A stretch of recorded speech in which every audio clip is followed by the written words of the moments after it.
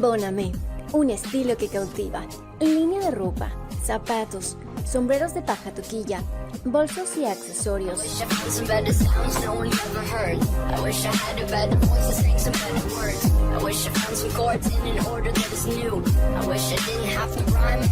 Bonamé, de Ecuador para el mundo. Rocket Queen, tu solución tecnológica. Páginas web, redes sociales, transmisiones de tus eventos. Todo para tu computador y tus sistemas. Tienda de belleza Lola Beauty Shop. Maquillaje americano a excelente precio. Crea TV, productora audiovisual, fotografía profesional, videos comerciales e institucionales, producciones y más. Código Atelier. Creamos identidad corporativa, diseños fashionistas con alta calidad en manufactura, con textiles certificados. Código Atelier, uniformes y publicidad para tu empresa.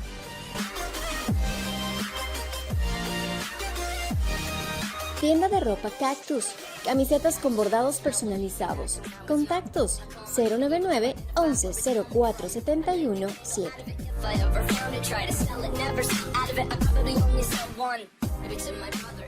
Ordóñez y Ordóñez, firma de abogados. Profesionales sólidamente confiables, con experiencia y prestigio. Elige a los mejores.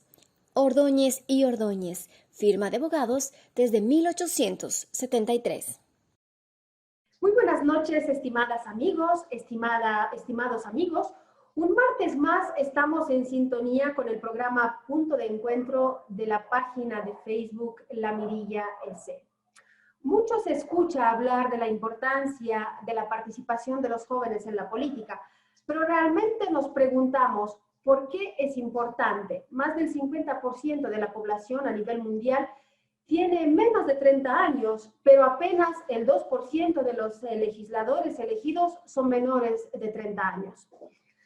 Hace unos 5 años, la Organización de las Naciones Unidas lanzó una campaña mundial denominada Not Too Young to Run, no demasiado joven para ser candidato, a partir de una iniciativa en Nigeria donde la edad para votar es 18 años.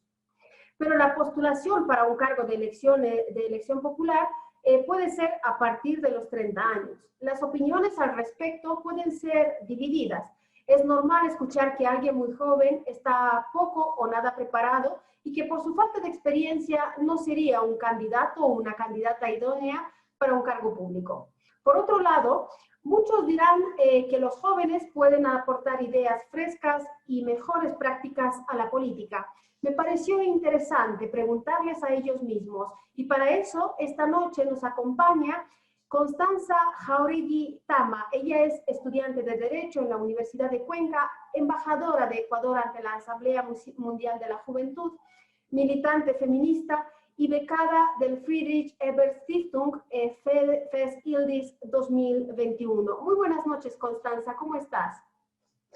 Muy buenas noches, Mijaela. Muchísimas gracias por la invitación. Es un gusto conversar contigo y estar en un medio como La Mirilla, que últimamente se ha posicionado pues en el Azuay. Así que gracias por la invitación. Además del tema que trataremos el día de hoy me apasiona mucho. Igual un saludo cordial a todos, a todas, a todes quienes nos escuchan el día de hoy y un fuerte abrazo.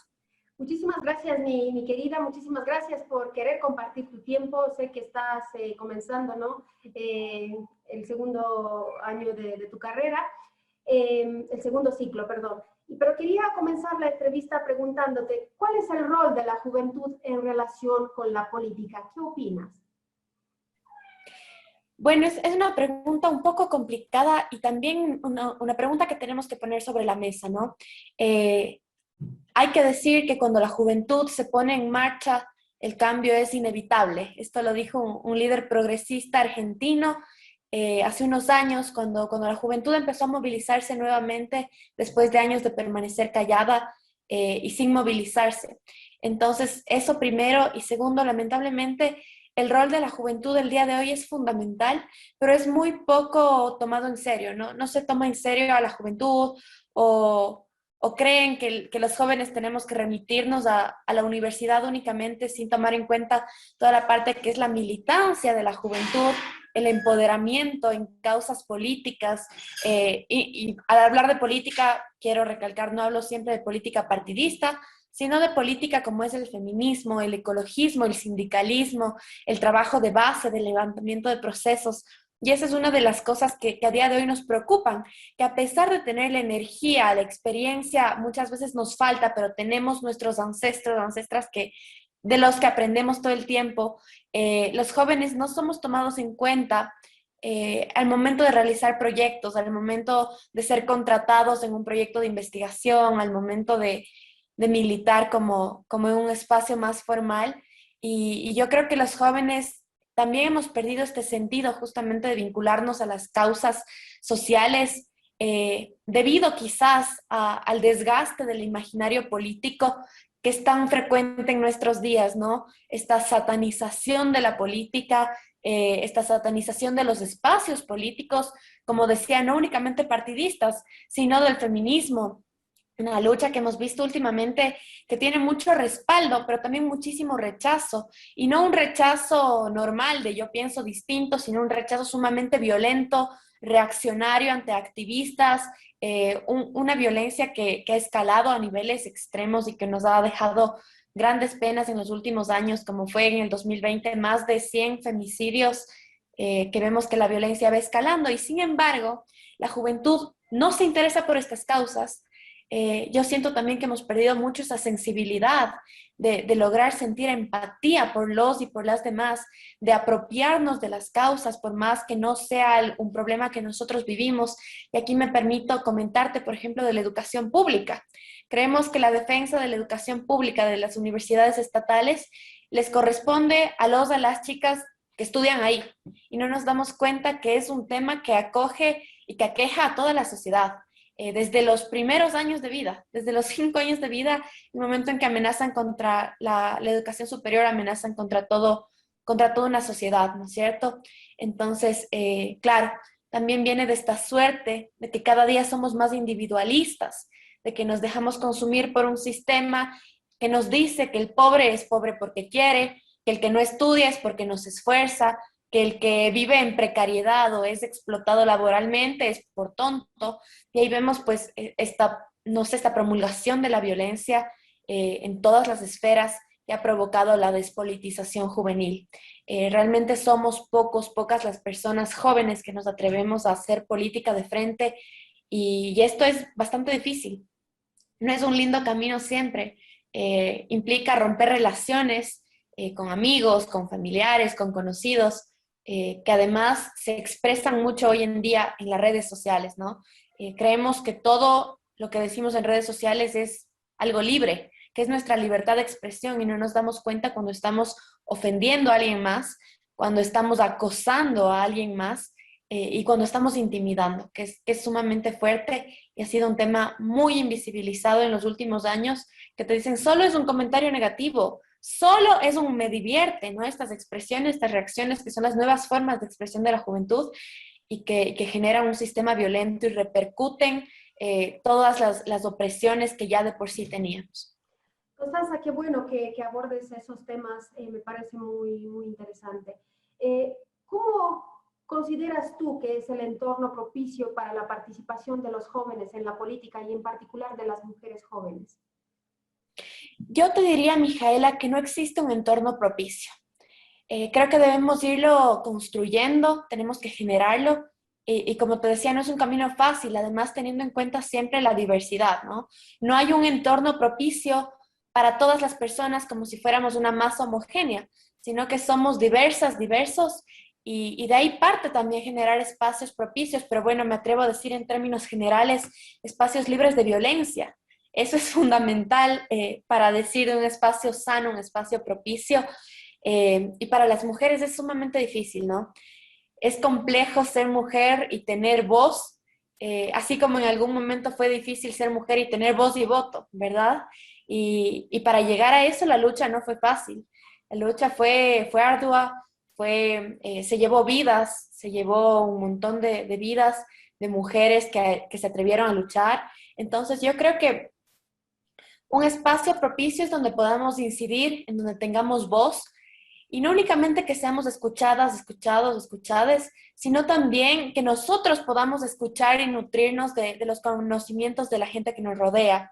Debemos ir democratizando los espacios. Eso es esencial, ir posicionando los temas que nos importan y nuestra forma de hacer política, ¿no? Porque como te decía, hay tantas personas que no somos homogéneas, que no somos iguales, sino sumamente diversas, que nos atraviesan distintos dolores, distintas situaciones, distintas militancias.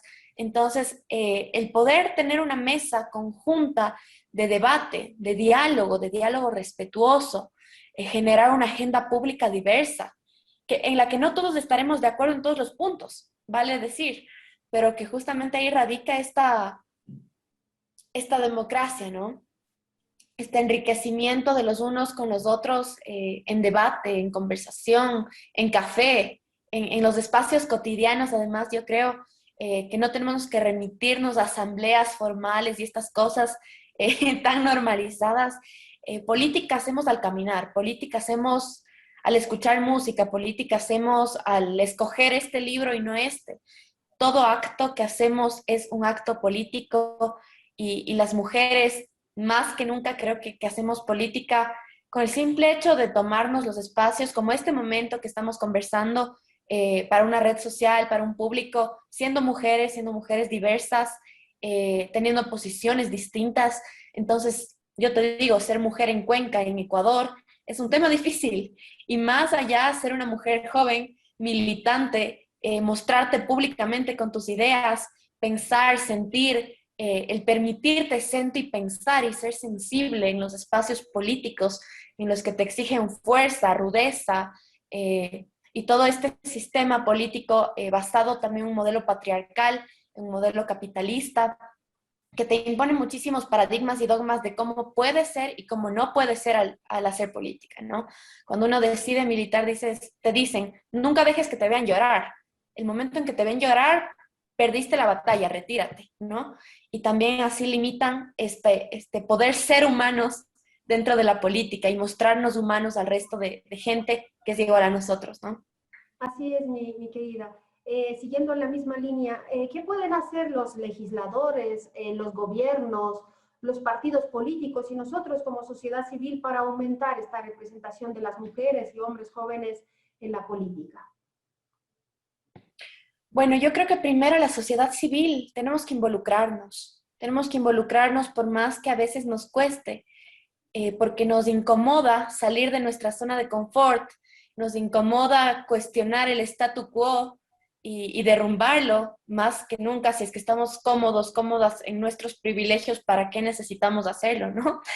Y ahí radica este sentido del que hablábamos de la comunidad, de la colectividad, salir del yo al nosotros, a nosotras, para entendernos y trabajar en conjunto en pro de una comunidad, en pro de un sentido común. Como por ejemplo, me preguntabas de la asamblea, de qué harían los partidos políticos. Los partidos le apuestan mucho menos a cuadros femeninos, a cuadros de mujeres o de personas pertenecientes a las comunidades LGBTIQ+, y todo esto se afianza si es que eres una mujer racializada, si es Así que es, eres de una hecho mujer ya se ha visto empobrecida. en las elecciones pasadas, se ha visto.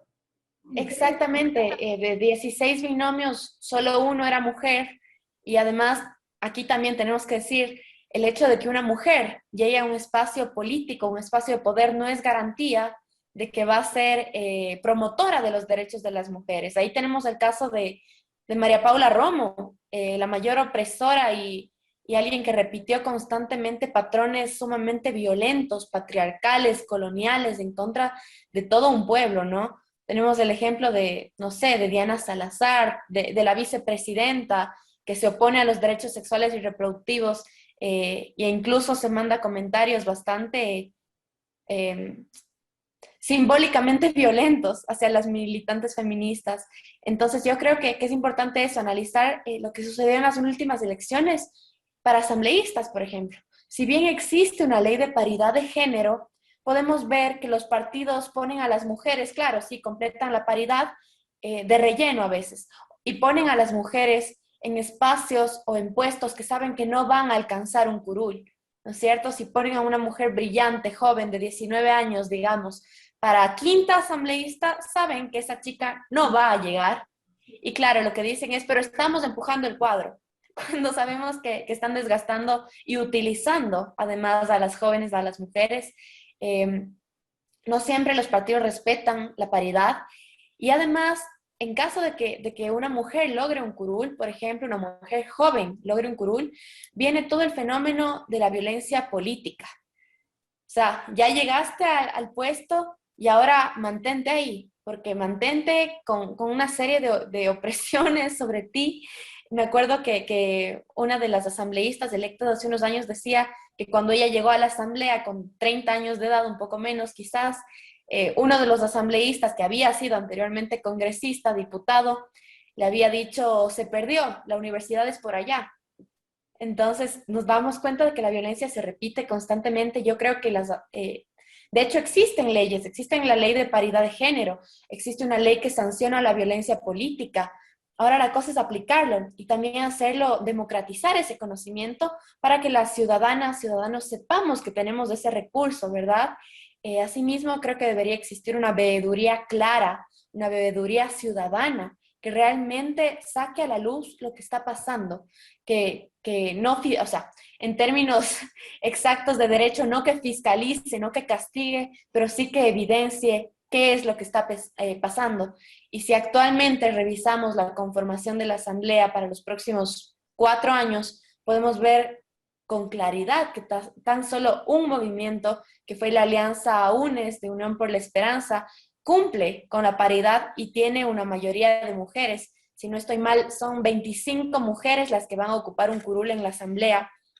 Y como te decía, esto no es garantía de que se va a trabajar para las mujeres, sobre todo de sectores populares, comunitarios, campesinos, de la ruralidad, pero es un gran paso y vemos a mujeres afrodescendientes, a mujeres indígenas, a mujeres mestizas, trabajando desde sus espacios, desde sus vivencias, y eso para mí ya es un gran logro.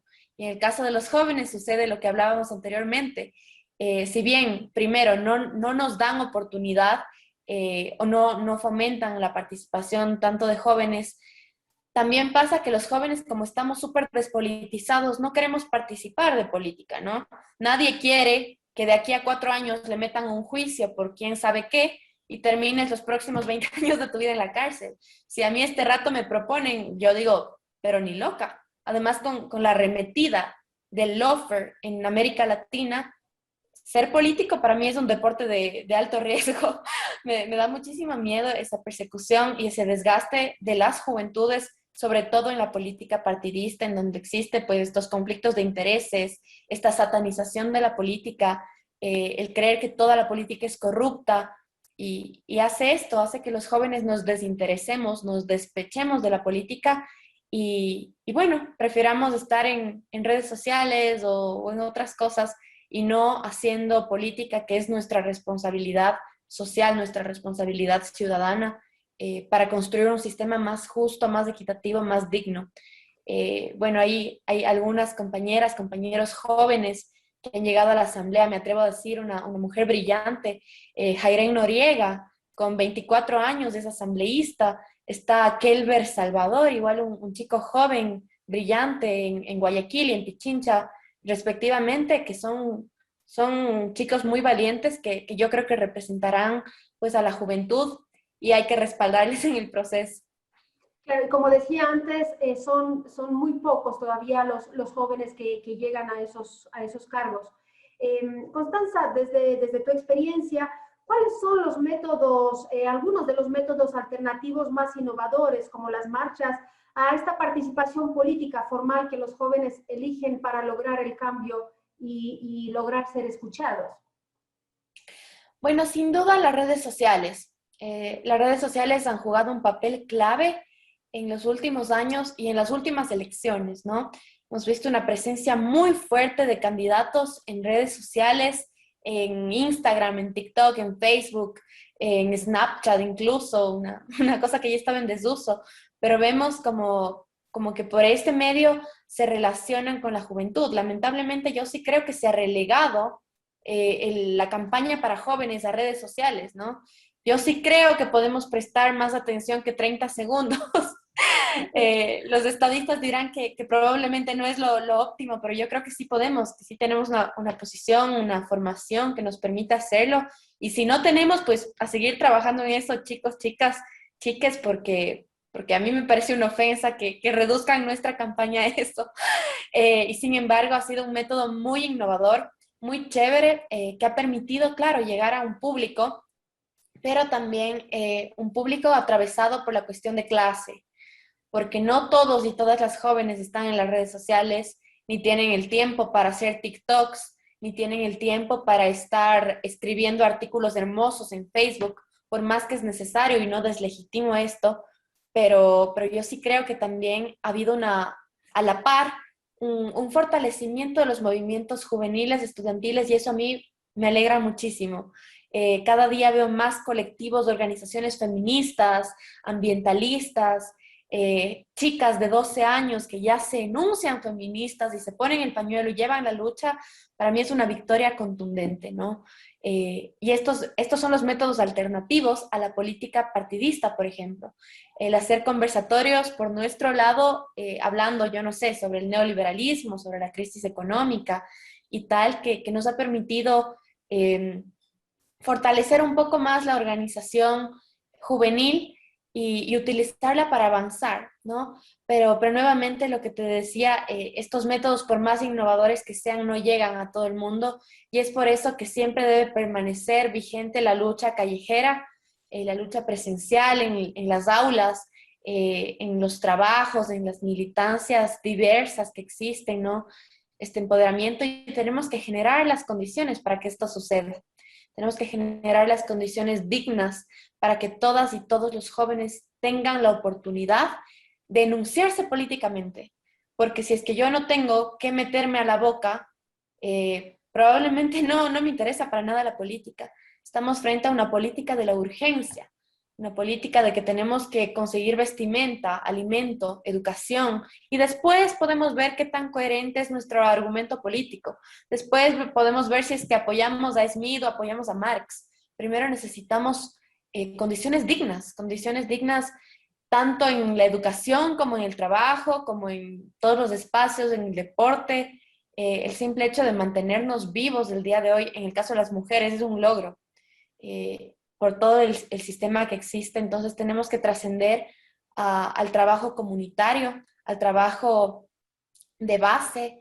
Y hay una frase muy bonita que escuché a un compañero de Otavalo, y Cristian decía, no haga patria, primero haga barrio. O sea, primero empodérese desde abajo y vamos por ahí, vamos jalando por ahí estos procesos y yo creo que esos son los métodos alternativos, el poder generar espacios críticos de jóvenes, para jóvenes, con jóvenes, crear una política de nosotros para nosotros y cambiar esta visión trillada que se tiene de una política sucia, de una política corrupta, de una política machista, cambiar el chip y empezar a nosotros poner nuestra agenda. No imponer nuestra agenda, pero sí ponerla en la mesa de debate.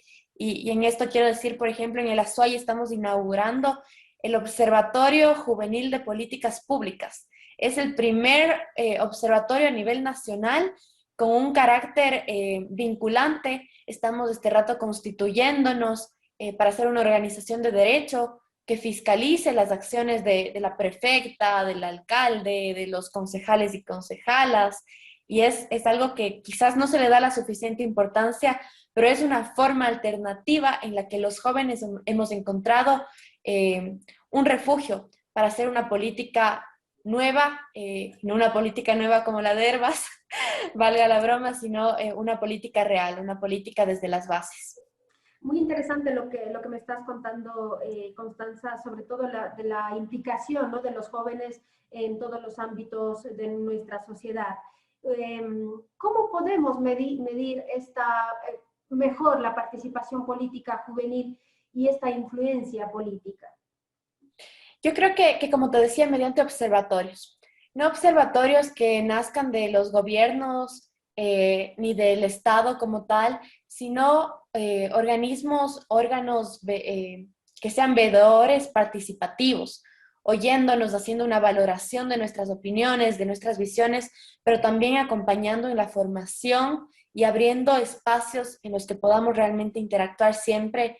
Y eso es importante, ¿no? Encontrar espacios de interacción y retroalimentación, como te decía, de los observatorios juveniles, que tengan realmente un carácter vinculante, o que si no tienen un carácter vinculante jurídicamente, que al menos tengan esta capacidad de difusión, de estar en los medios, de hacerle saber a la gente que alguien está detrás de todo este proceso, viendo qué es lo que pasa y actuando, ¿no? Que los jóvenes hemos dejado de ser, como decían, el futuro del país, el futuro del mundo, para ser el presente y ser un presente fuerte, un presente militante, un presente crítico, que se ha enunciado como toco nuevamente en el tema de las elecciones, que ha dicho que no vamos a negociar con nuestros derechos, que no vamos a negociar con los derechos de las comunidades LGBTIQ+, con los derechos sexuales y reproductivos, que no vamos a ceder en cuanto a la privatización de la educación y de la salud pública. Entonces es eso. De esta forma se han generado las condiciones para que podamos participar y también para que nos puedan apoyar. Yo creo que es fundamental que con la experiencia de las personas que nos antecedieron y con la energía que tenemos los jóvenes se pueda hacer la fórmula perfecta para construir esto. Constanza, como última pregunta, quería preguntarte acerca del evento que tuvo lugar el domingo en el Parque Nacional Cajas, donde participaste con un grupo de jóvenes. Me gustaría preguntarte de qué se trata, qué hicieron allá. Claro, como sabrás, incluso la Mirilla estuvo compartiendo la información de la consulta popular del agua. No es una lucha que yo puedo decir hice yo, porque no la hice yo.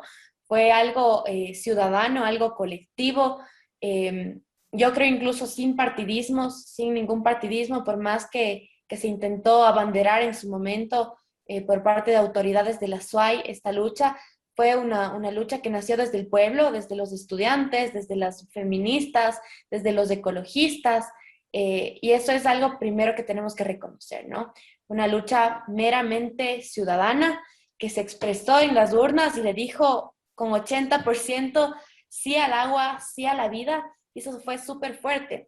Y tomando en cuenta el contexto electoral, el día domingo el candidato Andrés Arauz pasó por el Azuay y fue al Parque Nacional Cajas, a la Laguna Toreadora, en donde conversó con jóvenes que no votaron por él en primera vuelta, jóvenes críticos a su proceso de diversas organizaciones, fundaciones, colectivos, en donde hubo un pequeñísimo, no quisiera decirlo debate, porque el término debate está muy mal entendido últimamente, peor después del debate presidencial que tuvimos, pero un conversatorio muy ameno, un conversatorio con intercambio de posturas, y yo creo que algo importante es que vimos que hay posturas muy distintas, pero que no hay posturas irreconciliables, ¿no? Más bien se entablaron puntos en común, una agenda en común, y para mí importantísimo que de los dos candidatos que hay, este candidato haya desde la primera vuelta dicho que va a respetar la consulta hecha en Cuenca, que va a respetar su carácter de vinculante. Y esto qué implica, ¿no? Porque claro, lindo es decir, no, sí, sí, sí al agua, sí a la vida, sí a la consulta, pero ¿qué implica? Y esto implica que no se haga minería cerca de fuentes hídricas, que contamine las fuentes hídricas. En Cuenca decimos tenemos el mejor agua de todo el país, ¿no? Y el Parque Nacional Cajas es un tesoro que tenemos las cuencanas, no únicamente por lo estético, sino por todo el significado y el simbolismo que representa, el entendernos más allá de que el agua nos es útil, porque nuestro 90% de nuestro cuerpo está constituido por agua, no por eso, sino por el hecho de respetar la naturaleza, porque es un sujeto, porque es una sujeta de derechos según nuestra propia constitución, y eso tiene que garantizarse y tiene que velarse. Entonces eso fue muy importante en el día domingo, en este evento, el día de ayer, que el candidato se haya comprometido con los jóvenes, con las personas y con el ASUAI a respetar la consulta primero. Segundo, hacer auditorías a las concesionarias mineras, hacer auditorías ciudadanas, que es algo innovador, no una auditoría desde el gobierno en donde tranquilamente pueden decirnos sí, pasó esto o no pasó esto, sino una auditoría desde activistas, desde ciudadanos comunes y corrientes como tú o como yo, desde gente de a pie. Y eso es fundamental. Tercero, la juventud, los chicos, chicas que hablaron, le proponían una integración, el sumar esfuerzos, no solo con el resto de provincias en estos temas ambientales, sino con el resto de Latinoamérica, en pro de pasar a un post-extractivismo, empezar a pensar y a aplicar un modelo, un nuevo modelo, que si bien no puede trascender de la noche a la mañana, que decimos, listo, mañana se cancelan las concesionarias mineras y todos los proyectos petroleros, es irreal, pero los jóvenes le proponían pensar en una economía post-extractivista, a lo que él les presentó algunos puntos de su plan de trabajo, como el que te decía de la auditoría minera y tal. Y también se habló de soberanía alimentaria, ¿no? De la SOAI, que es una provincia productora, lograr poner precios justos, generar condiciones dignas de trabajo. Bueno, se hablaron muchísimas cosas, pero una de las cosas que a mí más me gustó fue que una activista feminista tocó el tema del asesinato al activista de Río Blanco, el señor Durazno, y el candidato respondió: ojalá nunca seamos como la hermana Colombia, en donde a diario se matan miles de activistas, ¿no? Es uno de los países más violentos con los activistas, pero el hecho de que haya una muerte de un activista, de un defensor de los territorios y del agua, ya es mucho, es demasiado, ¿no? Es una muerte violenta y ella le decía, claro, y esperamos su compromiso en esto. Y el candidato se comprometió pues a primero respetar la Constitución, respetar los tratados internacionales y aplicarlos de protección a activistas y a defensores de derechos humanos, de la naturaleza. También es importante que se reconocieron los errores del pasado. No hubo esta negación de hicimos todo perfecto 10 años, no, para nada. Yo creo que el candidato se puso realmente la camiseta de los derechos humanos en este momento y dijo, vamos a reconocer lo que se hizo y en caso de que haya existido violaciones de derechos humanos, como la compañera que le hacía la pregunta decía, estos tienen que ser lógicamente resueltos, debe existir una política de reparación y para ello cuenten con él, cuenten conmigo, ¿no? Entonces sí, vimos posiciones muy críticas, muy fuertes, pero que prometen para mí un futuro próspero, ¿no? Que permite entender puentes más allá de nuestras ideologías, de nuestro partido, de nuestras cosas, permiten encontrar puntos en común entendiendo que la cuestión no es yo soy de este bando y vos eres de este, sino de entender que la cuestión del ambiente, del agua, de los derechos humanos es algo que nos compete a todos, todas y todes y que no podemos pasar un día más ignorando esta clase de temas. Constanza, muchísimas gracias por tu participación en este programa, muchísimas gracias por encontrar un huequito, ¿no?, entre todos tus estudios, de compartir con nosotros tus opiniones. Felicidades por tus iniciativas y seguramente esto será en pro de los jóvenes y en pro de las mujeres jóvenes de Azuay y del país. La importancia de los jóvenes en la política va mucho más allá de una cota o de un simple discurso. Ellos son la generación de la transformación, se conforman con muy poco y siempre buscan ser mejores, construyen su trabajo, luchan por nuevas formas de participación, velan por los derechos de las personas, de la naturaleza, exigen justicia y se indignan ante la corrupción. Esos jóvenes son los mismos que quieren cambiar la vieja clase política y participar en democracia más allá de las votaciones. Y sobre todo, si ellos deciden entrar en la carrera de representación, lo harán velando por sus principios, alzando la voz e impidiendo que atropellen sus derechos políticos y los derechos políticos de los demás. Una excelente noche, Constanza, una excelente noche a nuestra audiencia. Nos vemos el próximo martes en Punto de Encuentro de la Mirilla S. Muchísimas gracias, Mijaela, a todos, a todas, a todos quienes nos escucharon. Y pues si el presente es de lucha, el futuro es nuestro, como decía Ernesto Guevara. Un abrazo muy fuerte. Un abrazo, querida Constanza.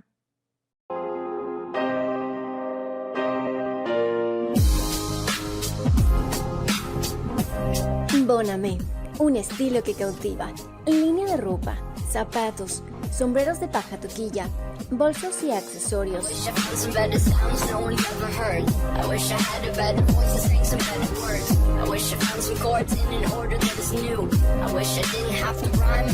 Bonamé, de Ecuador para el mundo. Rocket Queen, tu solución tecnológica. Páginas web, redes sociales, transmisiones de tus eventos. Todo para tu computador y tus sistemas. Tienda de belleza Lola Beauty Shop. Maquillaje americano a excelente precio. Crea TV, productora audiovisual, fotografía profesional, videos comerciales e institucionales, producciones y más. Código Atelier. Creamos identidad corporativa, diseños fashionistas con alta calidad en manufactura, con textiles certificados. Código Atelier, uniformes y publicidad para tu empresa.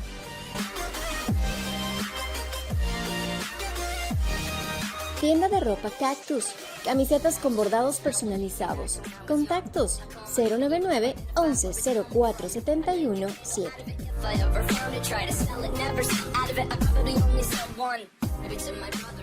Ordóñez y Ordóñez, firma de abogados. Profesionales sólidamente confiables, con experiencia y prestigio. Elige a los mejores. Ordóñez y Ordóñez, firma de abogados desde 1873.